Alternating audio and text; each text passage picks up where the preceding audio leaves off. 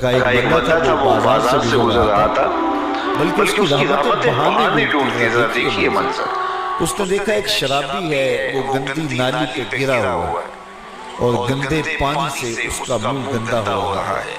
انسان کے احترام کے ناطے دل میں ترس جاگا اور اس کو وہاں گندی نالی سے اٹھایا اور اس کا منہ دھویا اور گھر کا رستہ دکھایا۔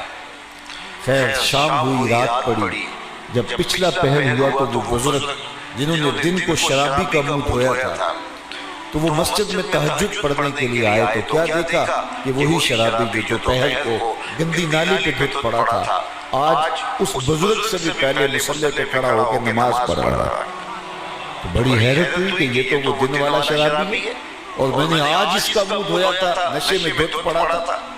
تو حیرت کا اظہار کیا تو حاطب سے آواز آئی، میرے بندے تو نے اس کا منہ دھو دیا تھا، میں نے اس کا دل دھو دیا۔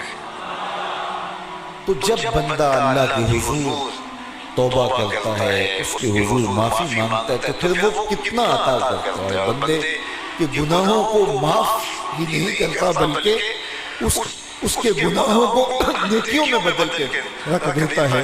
یہ بندے پر اللہ کی کرم نوازیوں کے برستے رنگ ہیں۔ التائب من الذنب کمن لا ذنب لہ، گناہ سے توبہ کرنے والا ایسا ہوتا ہے جیسے اس نے گناہ کیا ہوا ہے۔ حدیث پاک میں آتا ہے کہ قیامت کے دن ایک شخص اپنا نامہ اعمال کھولے گا اور اسے فرمایا جائے گا کہ اپنے نامہ اعمال کو پڑھو، تو وہ نامہ اعمال پڑھنا شروع کرے گا۔ اب اس نے بڑے بڑے جرم کیے ہوں گے اور چھوٹے چھوٹے گناہ بھی کیے ہوں گے۔ اب اللہ سے حیا کرتے ہوئے، شرم کرتے ہوئے جو بڑے گناہ ہیں ان کو چھوڑتا جائے گا، صرف نظر کرتا جائے گا اور چھوٹے چھوٹے گناہ پڑھتا جائے گا۔ جب وہ سارا نامہ اعمال پڑھ چکے گا تو آواز آئے گی، بندے جا، میں تیرے سارے گناہوں کو بدل کے نیکیوں میں تبدیل کر دیا۔ تو وہ کہے گا، اے اللہ ابھی تو میرے بڑے بڑے گناہ رہتے تھے جو میں نے ابھی پڑھے نہیں۔ تو جب یہ بات اللہ کے محبوب نے ارشاد فرمائی تو حضور اتنا مسکرائے کہ صحابہ کو حضور کی داڑھیں نظر آنے لگی۔ پہلے وہ کہہ رہا ہے کہ چھوٹے چھوٹے گناہ پڑھتا اور بڑے چھوڑتا چلا جاتا، اور جب یہ اسے پتا چلا کہ ان گناہوں کو بدل کے نیکیوں میں تبدیل کر دیا جائے گا تو وہ کہتا ہے ابھی تو بڑے بڑے گناہ میں رہتے تھے۔ تو اللہ کی یہ کرم نوازیوں کے رنگ ہے کہ وہ گناہوں کو بدل کے نیکیوں میں تبدیل کر دیتا ہے، اور بندہ جتنا بڑا گناہگار تھا جب سچے دل سے اس کے حضور توبہ کرنے کے لیے حاضر ہوتا ہے تو پھر اتنا ہی بڑا نیکوکار بن جاتا ہے۔ سیدنا عمر فاروق رضی اللہ تعالیٰ عنہ کا زمانہ تھا اور آپ جانتے ہیں وہ ہاتھ میں درہ رکھتے تھے اور گلیوں میں گشت کیا کرتے تھے رات کو۔ دن کو بھی آپ دیکھتے تھے، ایک شرابی تھا جو ہاتھ میں شراب کی بوتل لیے آ رہا تھا، اچانک گلی کا موڑ کاٹا تو آگے حضرت عمر آ رہے تھے، ایک دم ڈر گیا اور دل ہی دل میں کہا، اے اللہ حضرت عمر کے قہر سے بچا لے، ساری زندگی شراب نہیں پیوں گا۔ سچی توبہ کر اور جلدی سے وہ شراب کی بوتل بغل میں دبا لی۔ اتنے میں حضرت عمر بھی سر پہ پہنچ گئے اور کڑک کے کہا، گرج کے کہا کہ یہ تیرے پاس کیا ہے؟ تو تھی تو شراب۔ اب ڈرتے ہوئے اس نے کہا، وہ یہ سرکہ ہے۔ تو حضرت عمر فرمایا، نکالو۔ اب وہ تھر تھر کانپ رہے اور بغل سے وہ شراب کی بوتل نکالی۔ جب نکالا تو وہ شراب نہیں تھی، سرکہ بن چکا تھا۔ تو جو اللہ شراب کو سرکے میں بدل دینے پہ قادر ہے وہ گناہوں کو نیکیوں میں بدل دیتا ہے۔ تو یہ ایک صورت دکھائی کہ دیکھو یہ شراب کو سرکے میں تبدیل کر دیا، تمہارے گناہ بھی نیکیوں میں تبدیل کر دیں گے۔ تم آؤ تو صحیح اس کی چوکھٹ پہ، تم ہاتھ تو پھیلاؤ۔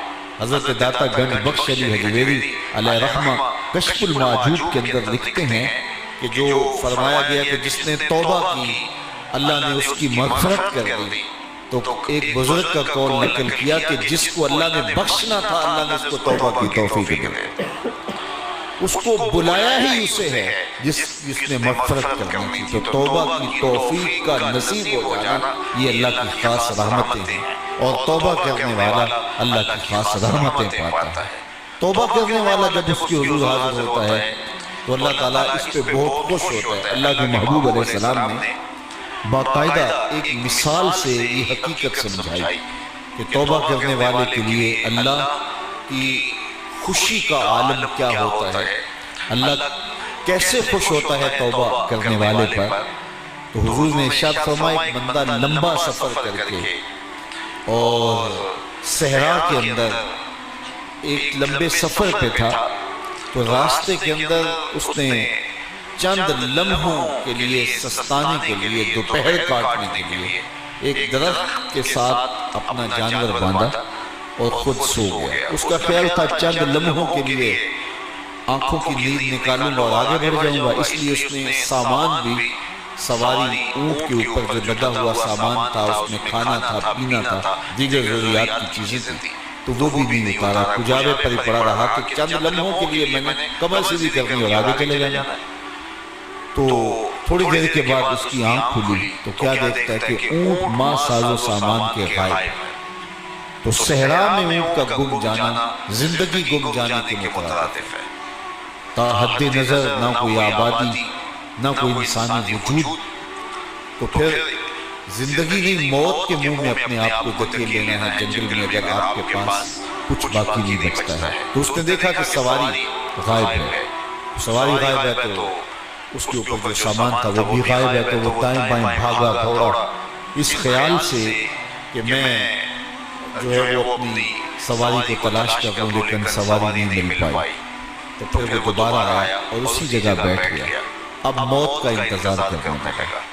چونکہ صحرا میں سواری گم گئی اور میلوں تک انسانی آبادی بھی نہیں ہے، تو وہی پیاس سے ہلکان ہوا، بے چین ہوا، وہاں درخت کے ساتھ ٹیک لگا کے موت کا منتظر ہو کے بیٹھ جاتا ہے، اور یوں بیٹھے بیٹھے اس کی آنکھ لگ جاتی ہے۔ اچانک اس کی آنکھ کھلتی ہے تو کیا دیکھتا ہے کہ اونٹ ماں ساز و سامان کے پاس کھڑا ہے۔ تو اونٹ کا ملنا زندگی میں جانا تھا۔ تو وہ اتنا خوش ہوا کہ خوشی سے اس کی زبان بل کھا گئی۔ وہ کیا کسی نے کہا نا کہ جب بھی تیری قربت کے امکان نظر آئے ہم اتنے خوش ہوئے کہ پریشان نظر آئے۔ تو کہنا تو یہ تھا کہ اے اللہ تو میرا رب اور میں تیرا بندہ، لیکن وہ خوشیوں کے ہجوم میں درک گیا اور کیا کہتے ہیں اللہم انت عبدی وانا ربک، اے اللہ تو میرا رب، تو میرا بندہ اور میں تیرا رب۔ تو اس قدر وہ خوشیوں میں درک گیا کہ اس کو اپنی زبان پہ قابو اور کنٹرول نہ رہا۔ کسی کے آنے سے ایسے ہوش اڑے ساقی کے، شراب سیخ پہ ڈالی اور بوتل میں کباب۔